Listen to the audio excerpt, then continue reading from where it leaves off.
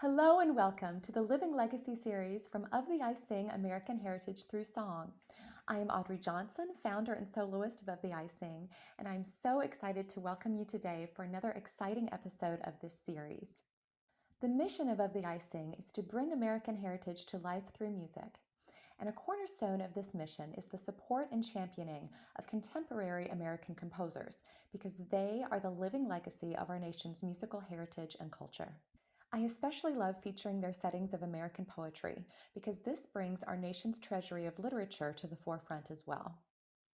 I believe deeply in our nation's music and poetry, and it is my honor to be an ambassador of this music with the mission of bringing people together through the power of song. Today's episode is very special for me personally and a homecoming of sorts, as our featured guest is one of my most beloved professors from my undergraduate years, Dr. Michael Patterson. Now, I intend no disrespect to the other guests that I've had on the program that I'm on a first name basis with. I've tried, but I cannot call Dr. Patterson Michael. Those roots are just too deep, and he will always be Dr. Patterson to me. Dr. Patterson recently retired after a long and celebrated tenure at Simpson College within their music department as a professor of piano, composition, pedagogy, music history, music literature, and elementary music methods.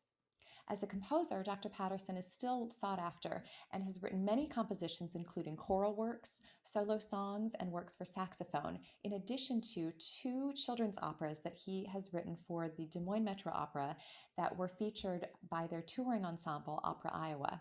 These operas are Peter Rabbit, as well as A Dream Fulfilled, the saga of George Washington Carver, which was televised by Iowa Public Television. His song cycle, A Boy's Will, is available from the classical label Centaur Records. Please join me in welcoming Dr. Michael Patterson. Dr. Patterson, welcome. It is such a pleasure to have you today. Oh, thank you so much. It's great to be here. I've been looking forward to getting to visit with you. Oh, me too. Me too. It's been too long. And one of the silver linings of this pandemic is I feel like I've rekindled so many connections you know, across vast distances. And this is certainly one of the most cherished. So thank you. This is so Well, how special. kind. Oh, yes.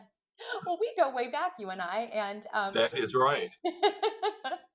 and in going over your wonderful um, biography that I just shared with everyone, you have just made such an impact on so many countless students of both performance and music education. But I'm sure that that was for you kind of a means of paying it forward. And I'd love to know who are your influencers? Who are the people that really shaped your musical experience? Well, I was very fortunate. My family, I've been a spoiled kid, so my parents and grandparents always supported what I wanted to do in terms of music, and I wasn't sure. I thought it'd be nice to be a music teacher, but I wasn't sure. And when you start a music training uh, uh, class or classes or curriculum, Mhm. it's high school kids don't always know what that's going to entail. And I was certainly one of those. The first semester is always hard work. But Mhm. by Christmas, I decided that I could do it. And so it was no looking back. And I just had a wonderful time and I had wonderful teachers. Mhm. And I've always been grateful for that. And Sven Leckberg was certainly one of those teachers. And I think of some other marvelous people over here, Robert Larson and Bill Tuttle, and I just was very grateful for that. And I went to graduate school. I feel like I was fortunate to be in the right place at the right time in the various schools I was at. And I know that doesn't always line up that way, but I just was fortunate to have nice teachers, great teachers to work with. And so I could walk up with experiences that I could share with my students in the future. And I've always been very grateful for that. So That is so beautiful. And yes, for those of you, I'm hoping we have a lot of Simpson alums watching today, and certainly the names Sven Leckberg and Robert Larson are names that we all know and cherish, and those have made huge impacts on all of us. So thank you for bringing those names in today and for sharing that. You're just so gracious with the way that. Um, that you tell about your wonderful journey and the way that you've given back as well to your students. And within that, within the realm, I would say for today of composition specifically, both as a professional composer and as an instructor of composition, could you talk to us a little bit about your process? Are there maybe some foundational standards that you always try to uphold? Well, I thoroughly enjoyed teaching composition class. I just get a big kick out of it. As a matter of fact, before the pandemic hit last spring, like a couple of days, I've been invited to go out and talk to a group of sixth graders on the east side of town about composition. Now, their teacher had laid some really wonderful groundwork and they had all written melodies. So these sixth graders had written their melodies, and this had all been going on under the looming approach of the pandemic that everyone knew was coming.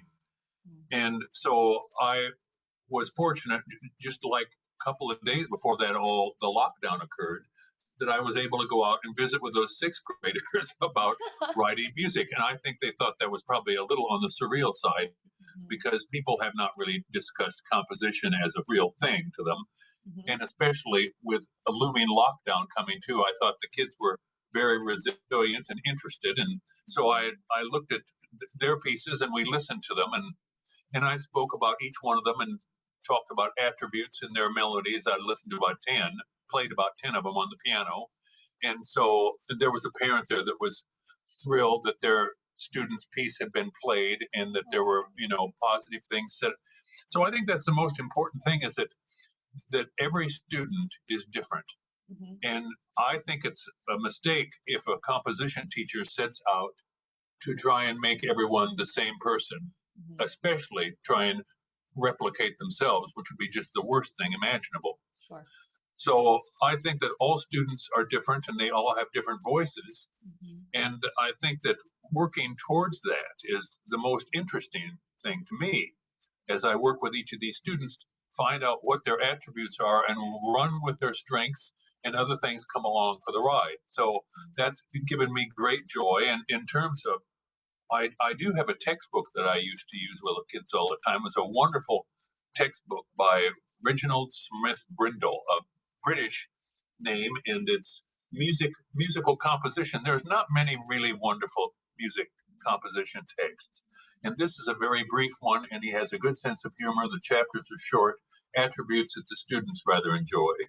Short chapters, somebody that's enjoyable to read. There you So go. I worked from that, but I used to have the kids write 10 melodies for a lesson, and then we would go from there. I just wanted them to be able to generate melodies without even batting an eye, just cranking out melodies. And there are wonderful composers that have kept notebooks of melodies they would carry around and then take them and plug them in. Mhm. And I wasn't necessarily advocating that, but I think that being able to generate thoughts efficiently and quickly and then refine them is an important thing for them to be able to do. So, Absolutely. Oh gosh. And perfect timing. I mean, how can anything surrounding COVID be, called perfect? But the fact that you knew that that was coming, we knew that these students, as well as all of us, were going to soon be in some pretty intense isolation. And what a gift that you were able to give them, not only that experience to keep them motivated and excited, but so many things to learn so that when they then had all of this time, they couldn't go out with their friends, they couldn't go to different activities, that they had those tools given to them that they could then go further with on their own. That's wonderful. And how lovely that you celebrate and support their individuality, both as people, as students, and as composers. That's just wonderful. And what about Dr. Patterson, for you personally, especially as it pertains to song composition? Do you have a particular approach for yourself? well, first of all, I try and write pieces for people who have asked or that are interested. Mm. I mean, the world is filled with shelves of music that no one asked for and no one really wants to hear. Yeah. And so I try and wait until I've been asked. And then it's nice to know something about the person that you're writing the piece for. And often, most of the pieces that I write are for singers. I write choral music too, and I always want know what that person and their abilities of their ensemble is, etc. Mhm. I've written some piano music this last year, and I sort of know who I was writing for. So if you know who you're writing for, then you can tailor a piece or pieces to the people that you have been commissioned to write this for, and it makes it much more interesting. But also, I think, helps create a piece that's more personalized, Mhm. and that these folks are going to enjoy more, because it's not much fun to receive a piece of music from someone that really doesn't fit you very well. Mhm. So it's nice to visit with that person ahead of time about the text and about what they have in mind and what they're comfortable with, and then you can personalize it, and it's much more enjoyable for all parties, I think. Oh, definitely, definitely. That came up actually with the composer that I interviewed for last month, Alicia Armstrong, and she has written some things for me. And we were talking about, us gals talking about shopping, and it was the idea of off the rack versus tailor made. That's right. That's So exactly right. yeah. So, but the fact that you get that and that you are so sensitive and aware to that of those things is wonderful. And I certainly hope that you and I, maybe this can be kind of a jumping off point for some potential collaboration because. That would be great. Oh, That would be wonderful. yeah. Oh, I love that. Well, and even I mean, the piece that I'm singing today, "The Road Not Taken," was written in. I'd love to hear specifically about that. It fits beautifully. I just love singing your work, so I can't wait for if that is already feeling so comfortable having been Good. written for someone else. I can't wait for my own piece. But let's talk about that. The Road Not Taken. So this was written for a dear friend of yours, and certainly I know many of us grew up with this poem, and some people say things get repeated for a reason. I mean, this poem is everyone knows it because it's so impactful. It's such a profound poem. So I would love to know kind of your experience with this song, and maybe with the poem rather, and what maybe led you to write this for your friend. Well, this poem, I think, has a way of speaking to everyone in a very individual way. And some people, I think, are moved by one poem or moved by another. But I think this poem has a way of reaching every person, because everyone has had to make choices in their life. And this poem is really about choices. And I wrote this for Stephen Horvath, who was a baritone and studied here at Simpson College. He was a wonderful baritone voice. He studied with Maria, but he made his choices, and he decided shortly after graduation that he was going to go into uh, computer programming, Oh, and he has been extremely successful. I mean, in the days before, right before they were developing hospital programs that carried all the information for the individual hospitals and groups of hospitals, he was in on the ground floor of creating programs for them. And so he's worked in the United States. He's gone to Hawaii. They send him all over troubleshooting to create these programs. And he has just made an incredible career out of this. And so, that's the road that Stephen took. And but he had a wonderful baritone voice, and so I wrote this for a baritone. I don't know if Stephen has sung the poem, but he knows the song is for him. oh. And the song that you heard recorded before you took a look at this thing was Yes. recorded by Ben Schaefer. Anyway, he's done well for himself, but that's his recording of the piece. And Hmm. so, Yeah. Wow.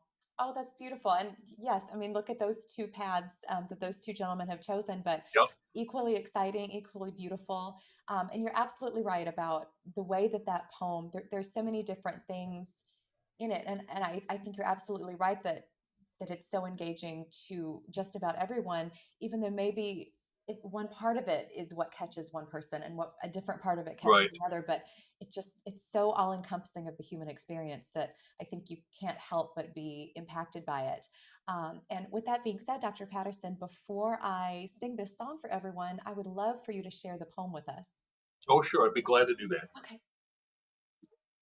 Now, I'm sure that everyone, if they wanted to, they could also frost recorded many of his poems.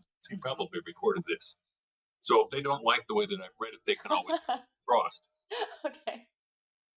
The Road Not Taken by Robert Frost. Two roads diverged in a yellow wood, and sorry I could not travel both and be one traveler. Long I stood and looked down one as far as I could to where it bent in the undergrowth. Then took the other, as just as fair, and having perhaps the better claim, because it was grassy and wanted wear, though as for that the passing there had worn them really about the same.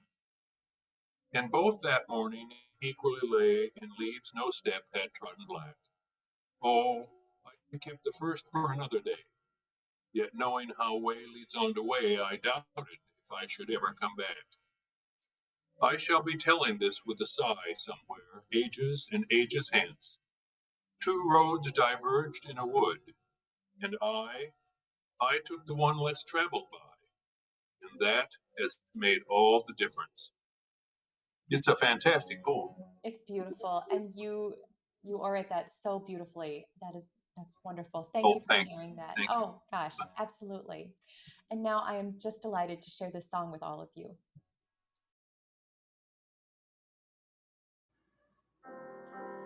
Two roads diverged in a yellow wood, and sorry I could not travel both. And be one traveler long I stood, and looked on one as far as I could, to where it bent in the undergrowth.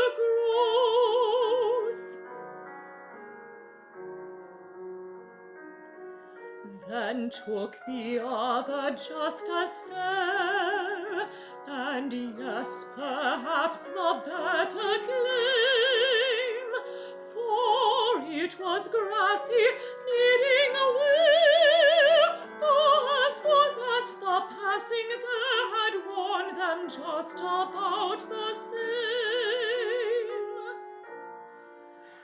Both paths I see before me lay, in leaves no step had trodden black.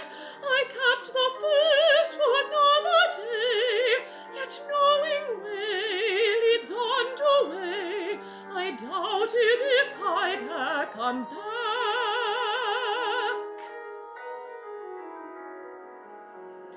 I shall be telling this with a sigh, somewhere ages and ages hence, two roads diverged in a wood, and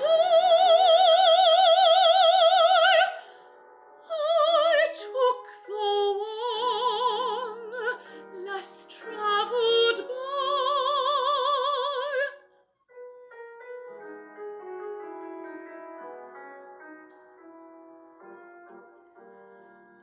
And that has made all the difference.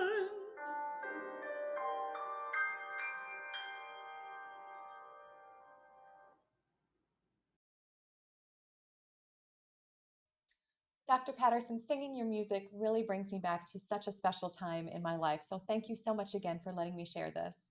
And I'm just thrilled that you wanted to sing it for us. I'm just thrilled about it, Audrey. Thank you very much. Of course, absolutely. Well, and talking about the way that you write, getting back to how you were saying it's important to know, not only the singer, the person that you're writing for, but the audience as well. I was so intrigued to hear all about the children's operas that you have written. I remember actually seeing a performance of Peter Rabbit as a student Oh, at yes. Simpson. Yes, I never got to see the George Washington Carver, but I know that both of those were such huge hits, with on the Opera Iowa touring ensemble with the Des Moines Metro Opera. I would love to know the backstory, behind that, and also maybe your motivation and objectives in reaching such a young audience. Well, the first of the two operas was Peter Rabbit, Tale of Peter Rabbit, and it was commissioned by Doris Salisbury. And from being here at at Simpson College that Doris Salisbury was a big supporter of Robert Larson and the Madrigal and the opera program, and of course then the Des Moines Metro Opera. And she had long wanted to have. She was also a fanatic about Peter Rabbit, and she had a Peter Rabbit room in her house filled with all kinds of memorabilia of Peter Rabbit things. Oh my goodness. But she had wanted. She used to have gatherings of young kids come to her home, and she would do special afternoon teas and things, and read the stories and communicate to get the kids excited about Peter Rabbit. So she wanted to have, and she was a music major, and so she wanted to have an opera written about Peter Rabbit, and she'd wanted that to happen for a long time, and just kept bothering Dr. Larson until he fell under the spell, and he tried to find someone. He decided tried to find who was going to write the show, and they decided that they were going to take a chance on me. So I wrote the show. And of course, many shows that you would do, you sort of have to pare the material down. But with Peter Rabbit, the story only takes about 10 minutes to read or less. So there was no paring down. I had to sort of inflate just a little bit without spoiling things. So, but Doris and I also felt very strongly that it should not be because she really was interested in meeting the little ones. So that would be K through 3, for instance. Now, older kids saw the show, and adults did too, but we had in mind, especially the little ones. And so we thought 25 minutes was a good time limit to aim for, because youngsters have a problem sitting still any longer than that. Sure. And so we aimed for about 25 minutes. And as a music educator, I think it's important, if we're going to talk to kids about things like opera, that we need to speak to them in a way that they can understand it, but it also needs to have all the ingredients.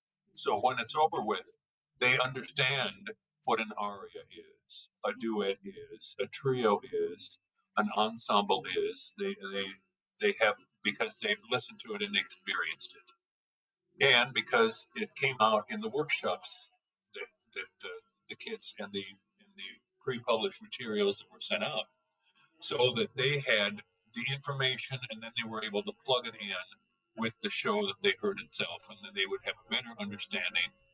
Plus, then they were able to see 6-foot stuffed rabbits moving and singing around the room, which was quite a sight for those kids.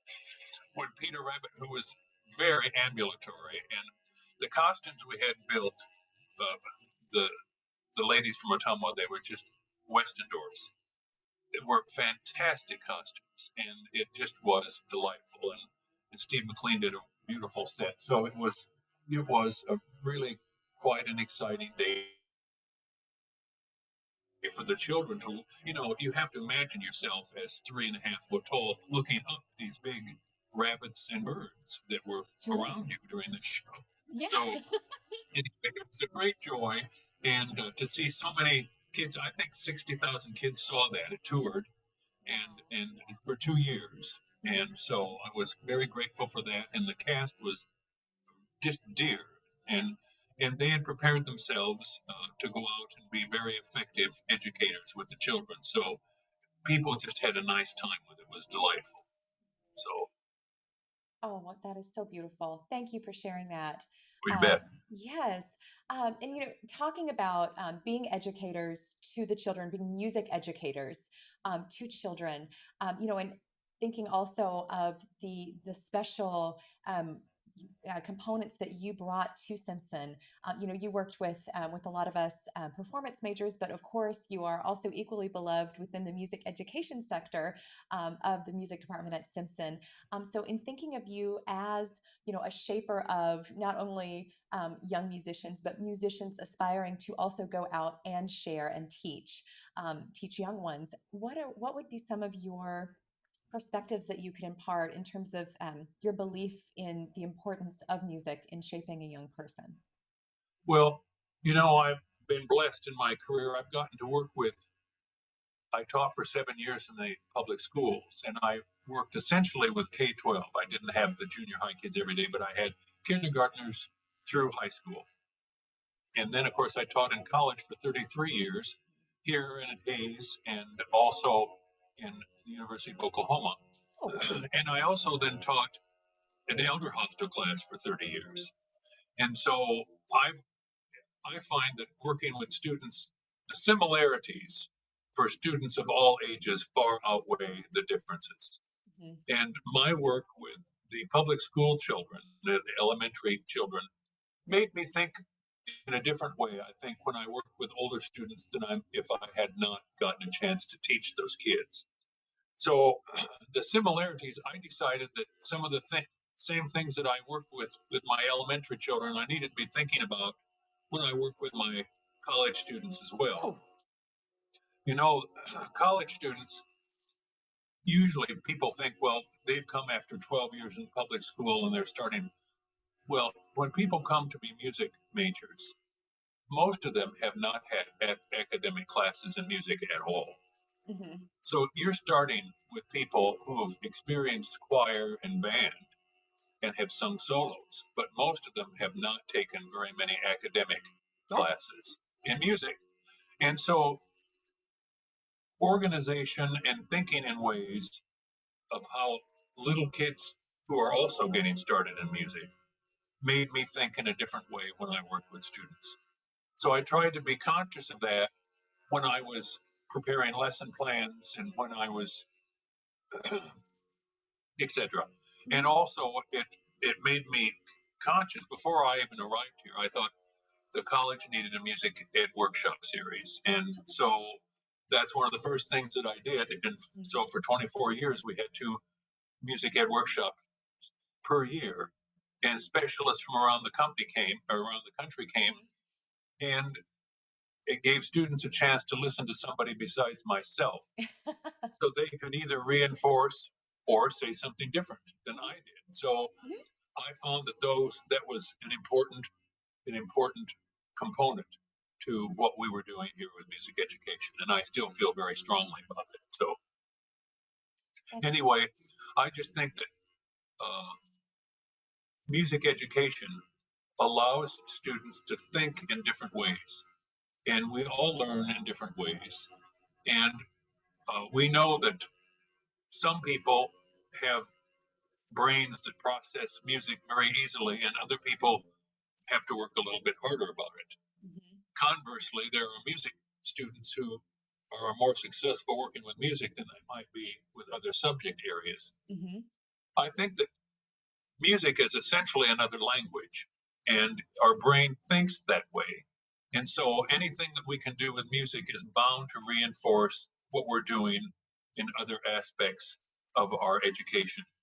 And that goes for students of all ages. I found that that was the case with my elder hostel, the students as well as the little ones. And so that one subject reinforces another subject. And it also makes one appreciate what other people may do better than they do or not as well as they do. So that you're sort of walking in someone else's shoes a little bit. So I think that it's very important. And also, especially in this day and age, when everyone is perhaps not as aware and as sympathetic as they might be, we get to know people of different backgrounds and from different experiences than what we have ourselves. We become to appreciate other people more if we listen to their music and listen to them perform it and watch them perform it. And it enhances our own music and enhances ourselves. So I think that with music we have a chance to get to know ourselves, but also other people a lot better, and that is very important these days. So Yes. Yes. Oh, absolutely. And what a beautiful way to do that. That is going to enrich us personally and really get in where I think we're ready to listen and ready to accept and invite into our awareness, people and cultures and experiences that are different from our exactly. own. Yes. Oh, well said, Dr. Patterson. Goodness, that That's just beautiful, and I'm sure inspired by those words, and I'm sure that all of us are as well. That's just the kind of impassioned discussion that I remember so fondly with you at Simpson, and truly, you will never know the extent to your impact on me as an artist Well, and as a thank young you. person. So, Thank you. You're very kind, Audrey. I appreciate it. And again, absolutely. I appreciate you singing my song today and visiting about that. It's very important to me, so I appreciate it. Well, absolutely. It was honestly my honor to do so, and hopefully we'll have you back again soon. But in the meantime, for all of you watching, thank you so much for being here today. This has been the Living Legacy series, and we sure hope you enjoyed it.